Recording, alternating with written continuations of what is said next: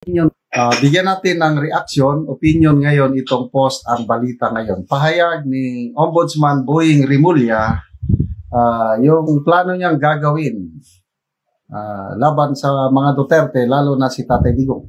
Sabi niya, "We will dig it all. Boying Rimulya will do his own investigation on PRRD's war on drugs." Talaga, we're gonna dig it all out. This was the statement of Ombudsman Boying Rimulya when he confirmed that his office will reopen the investigation into the war on drugs of former President Rodrigo Roa Duterte.